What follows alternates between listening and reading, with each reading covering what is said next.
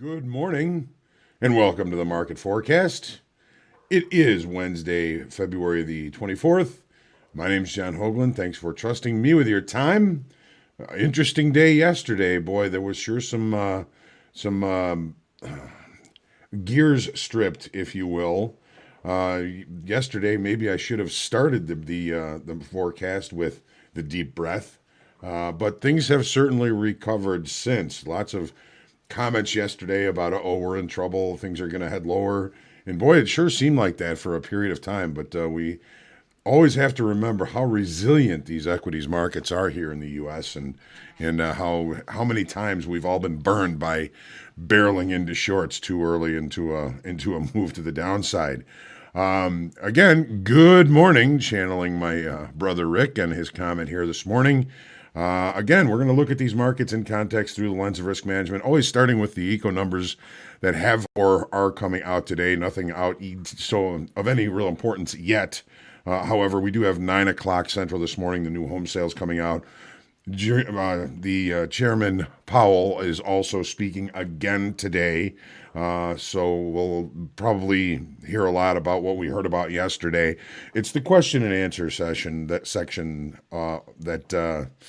tends to perhaps move markets. Yesterday, obviously, he said they're not going to be tightening anything. They're not that concerned about inflation here just yet. So I think that was a pretty stiff turnaround from that move to the downside yesterday, encouraged by the things that he was talking about. As far as today is concerned, yes, U.S. stocks are back on the upswing after Powell assures continued central bank support and manageable inflation yesterday. He's probably going to be saying more of the same today. So as far as earnings are concerned, nothing really impactful. A pretty long list. We can say that, but already out this morning, TJX with mixed returns this afternoon. After the close, we have Booking and Nvidia due out with their earnings. So nothing very impactful coming from the earnings today. As far as crude prices are concerned, they seem to have shirked off the surprise 1 million barrel boost by the API announced last night at 3:30 Central Time. They were looking for about a 5 million barrel draw, which is about what the EIA is expecting for it today. So we're going to be waiting for those numbers as far as trading in crude oil this morning. EIA 9:30 Central Time. So let's take a look and see. Say good morning to everybody. I always like to do that. Murph, good morning. Another great day. Temps getting warmer. Snow is melting and sun's shining. Hope that is true for everybody. I always like when the sun is shining on us all. It's a good day. Good morning, Tanya, James, Ralph, Althea, Magnum, Bill, Richie. Good morning. Sun shining in Tennessee here. It's shining in Tennessee as well. Nice. Brian D, MS Capital, looking forward to 70 degrees this afternoon. Well, we're still a ways from that here in Chicago. We still got a pretty thick snowpack, and we're looking forward to some 40s and maybe 50s in the coming week or two. Will Doherty, good to see you. Felix Escobar, the infamous one, glad to see you. JT, Andre, Magnum, yeah, a lot of people loving the weather these days. That's a good thing. It's always nice when we can see the light at the end of the tunnel as far as winter is concerned, right? Roger, Jim, Tim, or Aaron, good morning. Let's make some money. Absolutely. John, Josh, Art, Zatera, Shady Trader, we're going to be seeing you for the group coaching today. As a matter of fact, I'm going to put that URL, that link to sign up for it right in there right now. And we're going to be talking a little bit about those market profiles. That's at 1 o'clock today. If you're interested, come join us. Emma from London, England. Glad to see you, Emma. Welcome. Patrick, Ben, good to see you. Jason, Michael, Steve, Oleg. And yes, it is a heat wave here in Chicago. It sure seems like it. I was outside just for a little while getting some air, and it almost felt like shorts weather to me. It was in the kind of lower 40s, but after the deep freeze we've just come out of, it seems like in Chicago, as soon as it's 40 or 50 degrees out, people are out in shorts and T-shirts. So we're headed towards that now. Well, like, hey, Rocker, good to see you. Yeah. All right, let's jump into the charts and see what we're looking at here. As always, we go left to right. We start with the daily and crude, and not really offering too much of opportunity here so far this morning, but we'll take a good look at that. Let's have a gander. All right, so here's the daily and crude volume. Upside structure remains.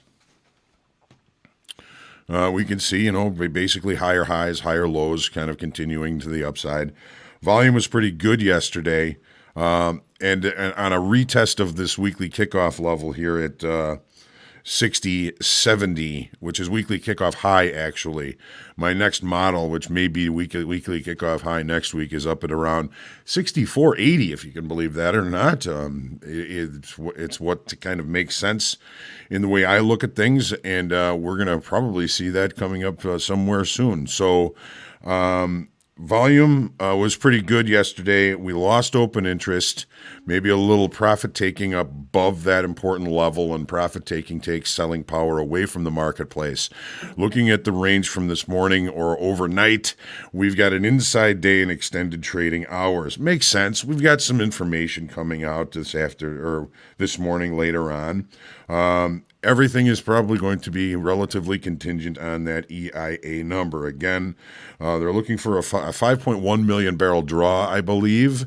The API was looking for about that last night, and they came up with a million barrel boost in crude stocks. So the market really digesting that information and continuing to hold the current levels while we await new information. As far as the overnight is concerned, we got too short, we got too long. We've been back towards settlement. We've back to value high here so far.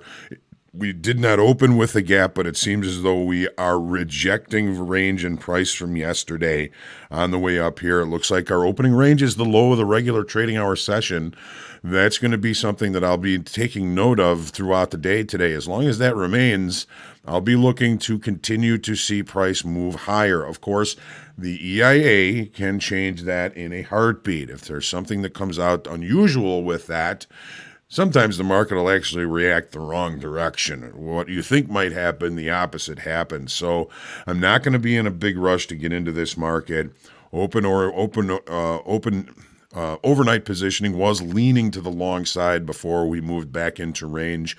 Opening in range and finding buyers right off the opening bell is encouraging for continuation to the upside. Again, I'll probably be waiting until after the EIA to look for any real decent opportunities here. I may miss it, but that's okay. There's always another opportunity coming down the pipe. Here's the E-mini S&Ps. Boy, oh boy, we had a pretty deep dive here yesterday. Not all that bad. It just was a lot scarier than it actually turned out being. A lot of people probably stripped some gears yesterday.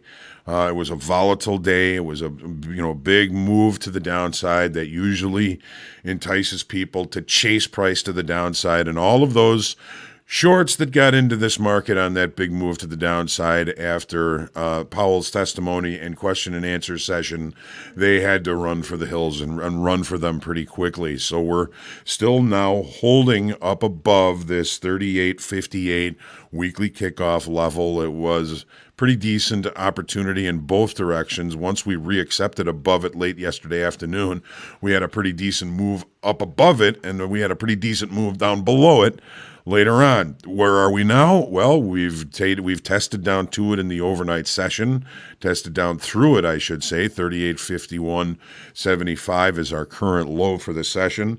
One thing that I do want to mention, we had some pretty good volume. I'm counting this as almost like an up day, and we added 20,000 in open interest.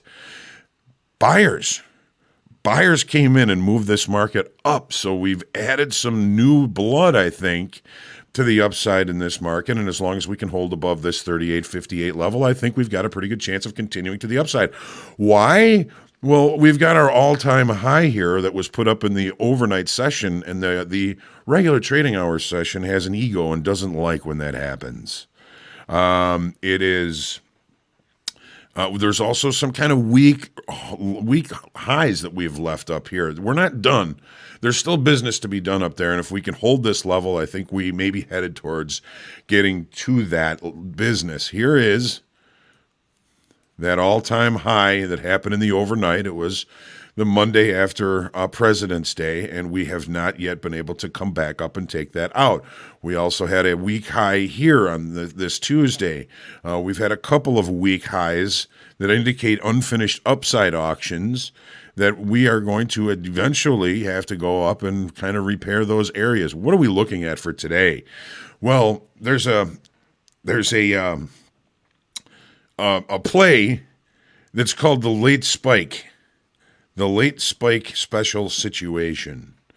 This is something that Jim Dalton talks about. It's in his books. Yesterday, we had a late spike that caused the market to close considerably higher than the most of the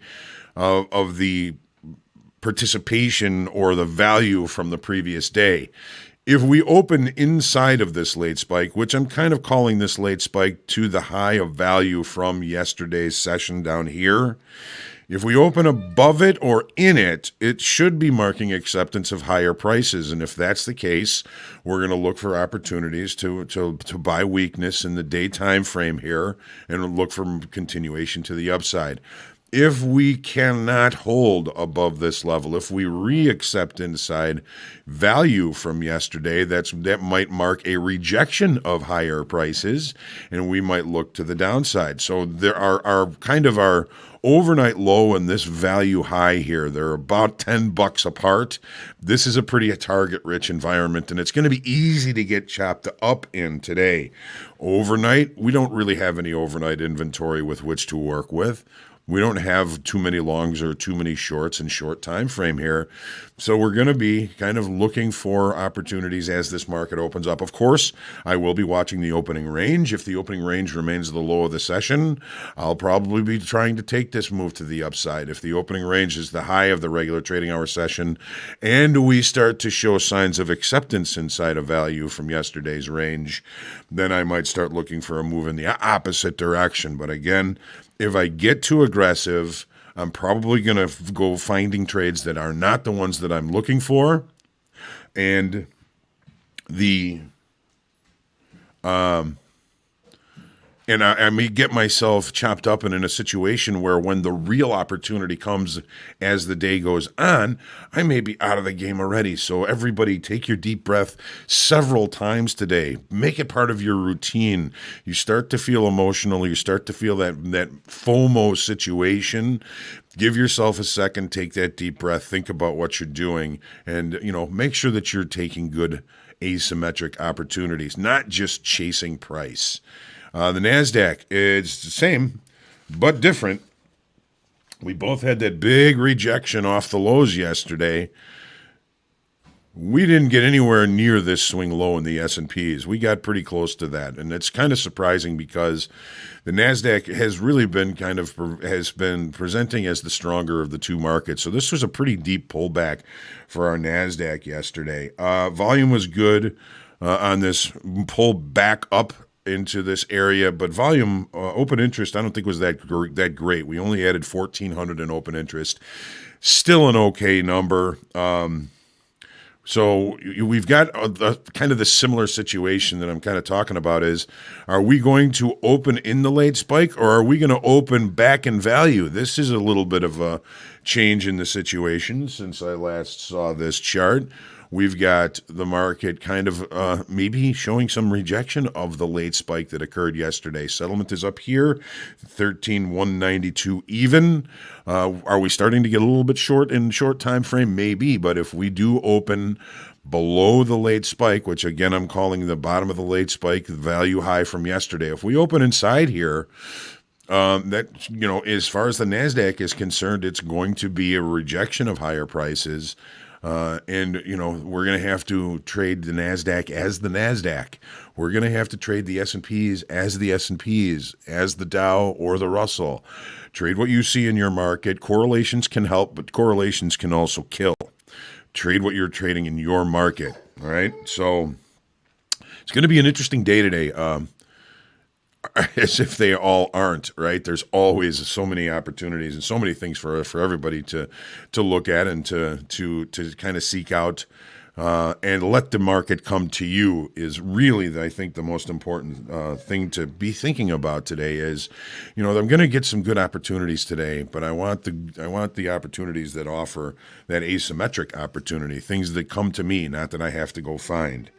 We've had a 2-day short covering event until yesterday. Well, here and here, we've been losing open interest off the lows here, which tells me that's more of an event of longs, shorts kind of covering those more than new longs or new buying coming into this market. Market continues to kind of drop off as we kind of hang out in this area up here. This 1800 level is pivotal. It was pivotal this morning. We had an opening range that had opened just below that and driven higher, but once that opening range fell to the downside, it was now below 1800. That's where the real opportunity came in for us in gold. So let's take a look at that on the 30-minute chart here. I've marked the low of the opening range, which was right here. We got 2 days, 1, 2, little bit of consolidation here. Here's 1800, our weekly kickoff level. We opened below it and we drove higher. It was an okay opportunity, but if you fell in love with it, you didn't have your profits for very long. And once this market came back down through this level, it accelerated to the downside. Where did it accelerate to? Well, there's a couple of spots down here that the market can come down visually and repair. We've got the value high here from, what is this, Friday, Thursday, Monday, Tuesday, Wednesday, Friday.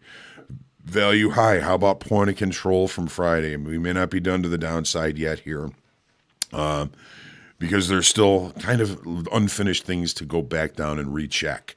I'm going to try, if I did not catch either of them move to the upside or the downside, I'm going to try and stay patient now and look for some sort of structure to lean on to limit risk. It's all about limiting risk now instead of trying to get in for the big move. When you start to put a base down here around this point of control, I'll look for possible opportunities for cheap longs. If we start to balance between here and here, might even start to look for opportunities for cheap shorts back up near this weekly kickoff level here of 1800. Hope that makes sense. This morning at 6:30, well, the last thing I wrote down. One of the last things I wrote down about gold was potential opportunities at weekly kickoff level. You think? All right. Now we've got the two markets that I think are least on my radar for today are the euro and the 10-year. Let's take a look at what the euro is doing. It is balancing in short time frame control, centrally located between somewhat between weekly kickoff levels. This is a previous level here that should be kind of grayed a little bit here for us. Okay. I do still deem this market this level as important, but we're basically kind of in an area of balance that we've been in before. We've checked out of it. We're back in it now. Short time frame control, open interest. We added 1,100 yesterday. Pretty decent, but we're still seeing volume kind of falling off in this area. So this market is not building much energy, I don't think. It is going to be coming into rollover. Our equities markets are going to be coming into rollover in the next week or two also. Something to keep an eye on. Let's take a look now at the 30-minute chart. There's that 2090 previous weekly kickoff level. That still is in play, if you ask me. The market kind of showing some signs of exactly what we were talking about. I mean, the market kind of adhering to short time frame levels. Our overnight high, pretty close to yesterday's high. Our overnight low, right near point of control from yesterday. These are the levels that I'm going to be looking for the opportunities at. This is, I guess, our extended trading hour. Our regular trading hours session just traded down to point of control. This is an area that I would look for an execution because it's a visual that the market tends to kind of push to. So, I'm going to be patient. I'm going to just be looking for opportunities to see some sort of structure created to give me an opportunity for anything that I might be thinking about doing in the euro. And it's a little bit off the radar this morning, so if there is something that I might miss, that's going to have to be okay. The 10 years, we've showing some signs of potential breakout down below this 135. Rates continue to creep higher as the threat of inflation continues to kind of creep into people's minds. This might be a decent opportunity for a continuation to the downside. We did add 106,000 in open interest yesterday, but remember, this market is in rollover. This should probably be the last day that we are going to be trading the March 21 treasuries. We're going to be probably usurping volume today, going into the June contract tomorrow. So remember, it is in rollover. Looking at the 30-minute chart here, and here we go. So a little bit of balance. I was looking for a possible opportunity near this weekly kickoff low. If the market spends much time down here and starts to build some pretty decent volume, a move back towards this level might be an interesting opportunity to look for a short, because again, our job is to limit risk. That's what we are here to do. None of this is guaranteed to happen. Anything can and will happen. Our job is just to look for the chance to get into an opportunity in a cheap way that's not going to cost us a lot, or more volume in June overnight than March. I looked at it this morning in the 10-year. It still looked like the March still had more volume. But it's okay. If you're trading June, trade June. If you're trading March, trade March. Just make sure you trade June tomorrow. These markets are so thick, it's not going to make that much of a difference as far as slippage is concerned. And thank you, Art.